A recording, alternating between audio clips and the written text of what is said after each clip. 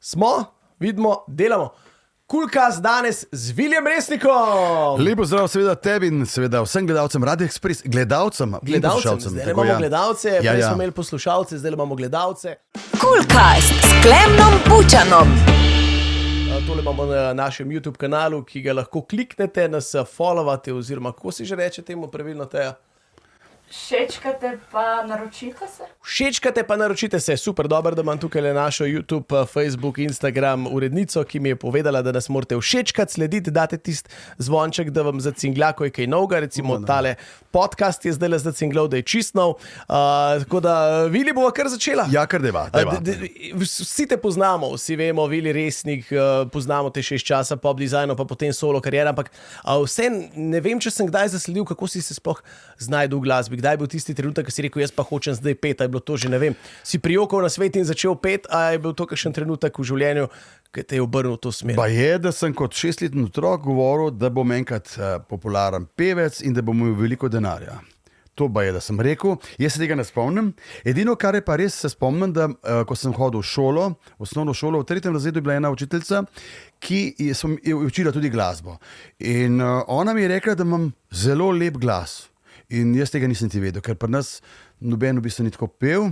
In evo, takrat naprej sem se zavedel, da imam glas. Ampak res nikoli nisem hotel biti pevc, hotel sem biti kitarist, samo kitara. Ne pevc, iskal sem pa pevce in ko so prišli k meni tam na audicijo, ko smo imeli še band, Herbie takrat, vem, da so vsi neki peli, pa je bilo, pa ni bilo. Jaz sem jim zapel, kako more zapeti. Ampak evo, potem pa, ko se je začela srednja šola, takrat smo bili puberteti in želel sem igrati kitaro in pet zraven z tega, da bom prepričal punce, in potem se je tako začelo. Potem pa, ko si starejši, ko imaš pa familijo, sem pa rekel, zakaj ne bi šel en mesec pet na morje, zaslužim in še en mesec smo na morju. In to je to.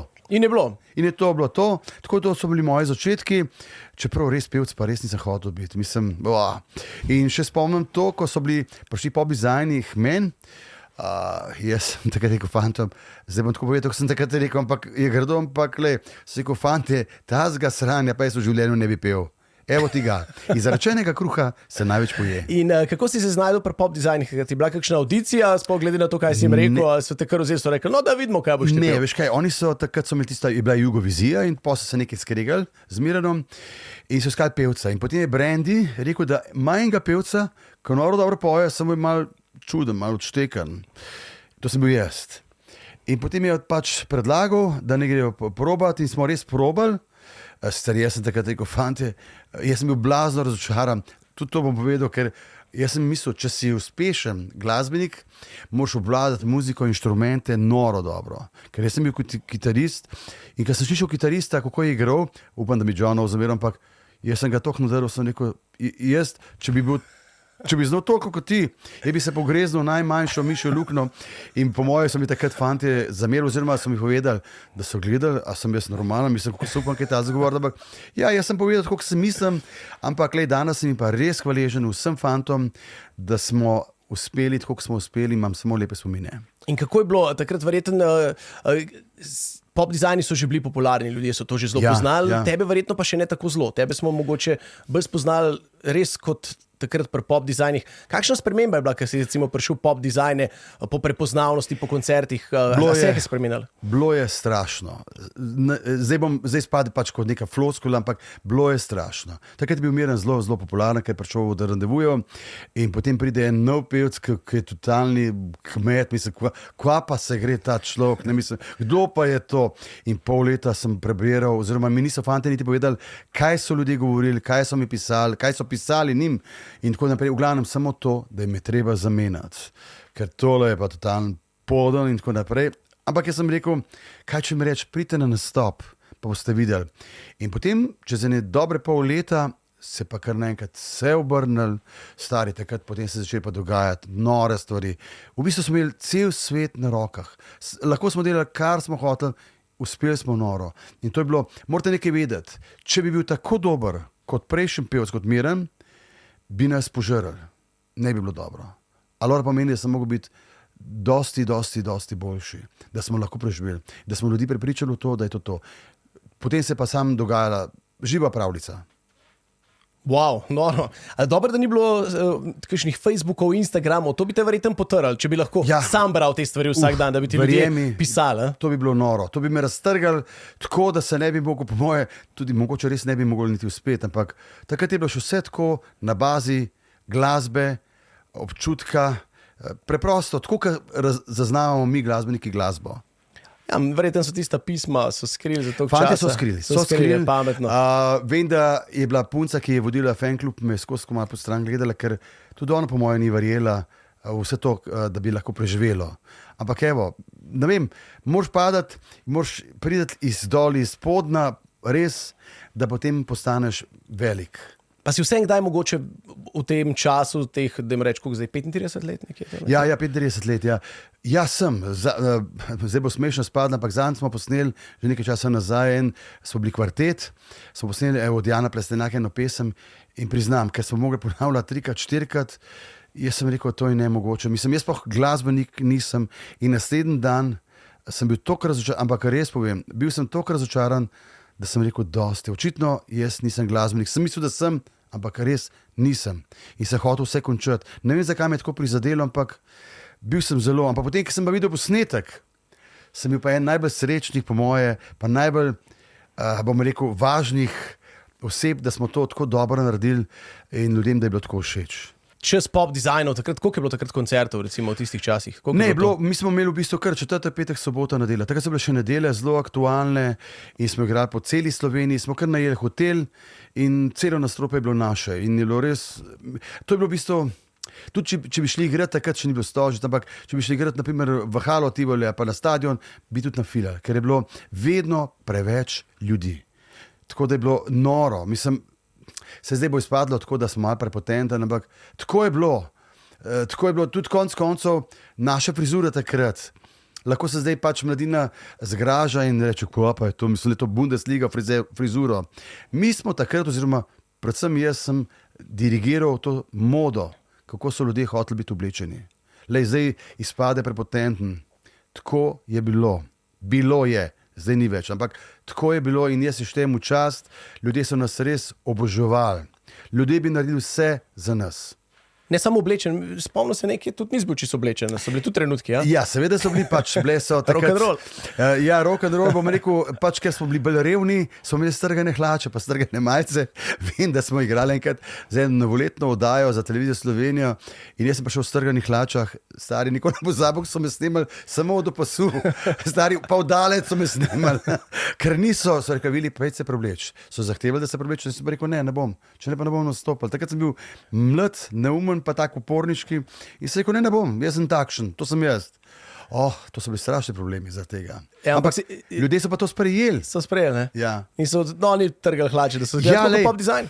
Ja, tako je bilo, sej zdaj res mogoče izpade, da se hvalim pa prepotenten, ampak ne, tako je bilo. Se to vsak glasbenik rekel, smo bili toliko stari, pa ja, ampak to jaz priznam, še zdaj si štejem v čast, da smo to doživeli tako, kot je bilo. Ampak že tiste čase si imel veliko koncertov, se mi zdi, nekako tako, ko sem te tudi spremljal, pa tudi jaz spomnim se, sem imel neke gume. Sem imel tudi. Ja, ne, z nekimi gumami zgore, brez, vedno si bil v formi. Zdaj smo sprovocirali glede tega, ampak bom povedal. Jaz sem bil 3-krat, dragi gledalci, oprostite mi, da se hvalim, ampak povem samo, nadaljujem to, kar si ti rekel s temi gumami. Jaz sem bil 3-krat izvoljen v slovenskih medijih, takrat časopisih, najbolj seksi zemljan. Ja, lej, pazi, najbolj cool zemljan. Zdaj vem, resni, pa kva govoriš neumnosti. Ne, tako je bilo, ker imam časopise in še vedno, ker imam pač to zapiske, so ljudje to zbirali v meni in še vedno imam te zapiske oziroma te, bom rekel, ko so v velikih časopisih, v Delu in tako naprej to objavljali. Tako je bilo. Dobro, zdaj moraš pa biti v formi, seveda, če hočeš žurirati, drugačno vzdržu. Dame in gospodje, najbolj seksi zemljan, 3-krat. Pusti zdaj to. To je zdaj, ampak takrat je bilo tako, no? Ja, vem pa, ker si rekel glede pa nastopom, nikoli ne pozabil, jaz sem 14 dni, vsak večer smo igrali z bendom. To je bilo zelo, za glasilke je to ubijajoče. Pazi, kukarkoli obrneš, noro je to. In potem pride en glasbenik, ki je igral en špil, imel kaj sem na 14 dni, Pa je rekel, kaj je resnik, si crknil malo, kaj hujšega, kot me je zadev točko, ker sem bil res ravnljiv v glasovno, sem bil res matran. In res, mogoče zadnji 14. špil nisem zapel tako, kot bi moral. Ampak to je del tega posla, ampak me je tako razjezil, da če ne bi bil Vili Resnik, bi ga kar udaril, ker me je razjezil. No. Pa si treniral, kaj kakšen šport? Jaz sem bil igral rugby. Od takrat je bila še slovenska reprezentanca, bilo je prekolo, to je že nazaj, Madonca. Potem smo šli na priprave za jugoslovansko reprezentanco, ki je v Zenico in tako naprej.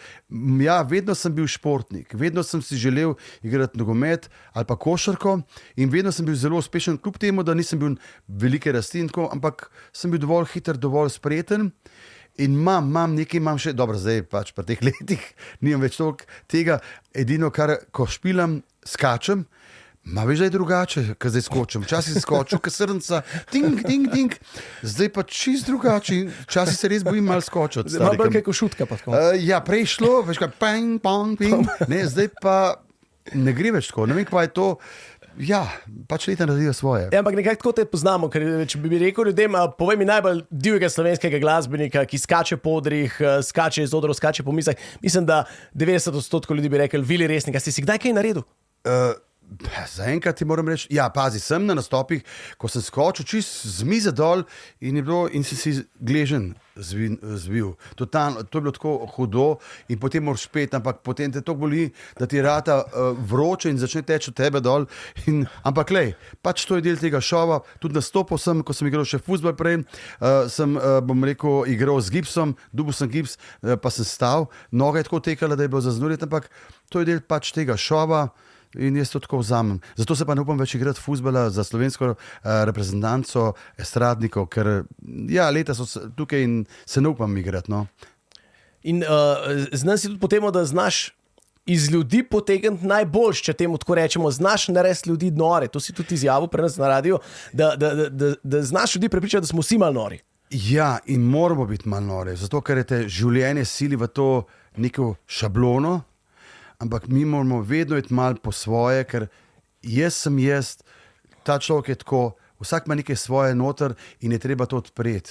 In jaz ljudem rečem, uživajte, ker nikoli res ne vemo, kaj nas čaka. Zakaj to lahko rečem? Iskreno lahko rečem, zato, ker sem delal skoraj 7 let na Onkološkem inštitutu, vem, kaj je življenje, ko človek zboli in kako hitro lahko zboli in kaj ta človek preživlja.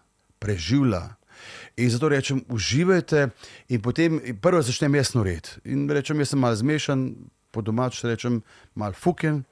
In potem na koncu rečem, a ni lepo, ko smo vsi malo zmešani, po domače malo takšni in drugačni. To je to. In ko jih pregovorim, ampak to je pa spet neka dobra lastnost, ki jo mora imeti glasbenik. Pazi, ni samo, da dobro poješ, pa da dobro zgledaš. Ti moraš znati ljudi pač videti v dušo, kaj se kaj pogledaš, jih moraš videti. In to je to. Pa to ni nobena igra, to je samo tisto, kar pri ljudeh začutiš, vedno kaj se postavim tam, kjer je prva energija. Očitno nekaj obstaja, jaz sicer ne dam nič na to, ampak nekaj je res, da najdem, kje so najbolj odprti ljudje. In potem se vsi okužimo te odprtosti in veselja in zabave. Koliko ljudi boš ta mesec naredil po domače fuknjene? Na koliko koncertih si? Ja, po moje, sigurno njih veliko ljudi. Tam okrog, po moje, če je 40 nastopov, rečem, pomeni to, da sigurno njih 20 000, 30 000. Ljudi? Na mesec? Ja. Pa kar dobro skrbiš za to, da bomo Slovenci mogoče vse pravilno nori in da bomo dojeli to, da je to fajn. Je, sej ti pravim, že takrat smo bili s Pobizajnih, smo izdali kasete, smo prodali več kot 500 000 kaset oziroma CD-jev. To so številke, ki bo vedno zaznamovali, bom rekel, glasbo slovensko. Lahko rečejo mediji, ali pa bom rekel, konec tudi glasbeni ljudiki, kaj pa ta resnik. Lahko rečejo, ampak še vedno obstajajo pesmi, ki bojo za vekoma ostale, evergreeni, pa tudi če so slovenske, le to tako je. Se sprijazen s tem ali ne, ampak jaz sem pa zelo ponosen in res hvaležen, da sem lahko te pesmi tudi zapel.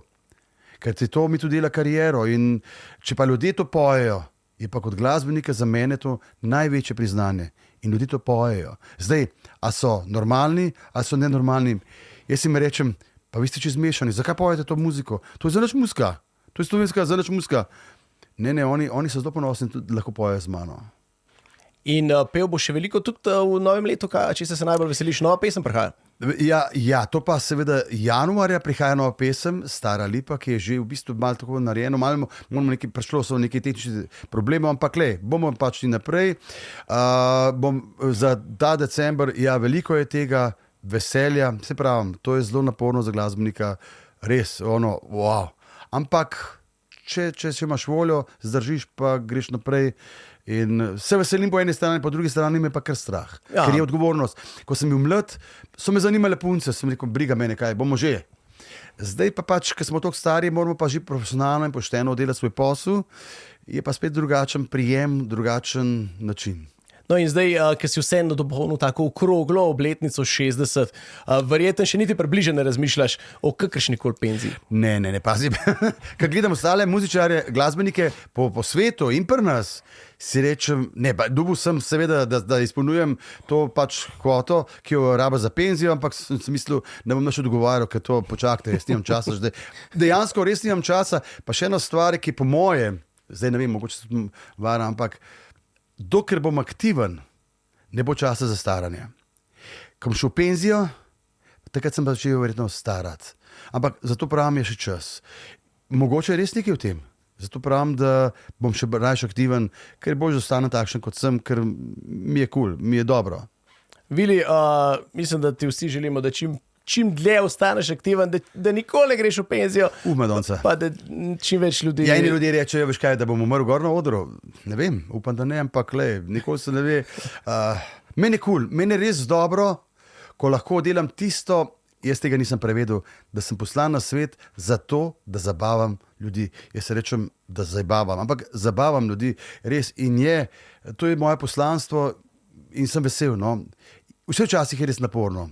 Res je hudo, veš, naprimer zdaj, ki sem praznoval, to je cel dan, od jutra, od 7 zjutraj začel tuliti telefon.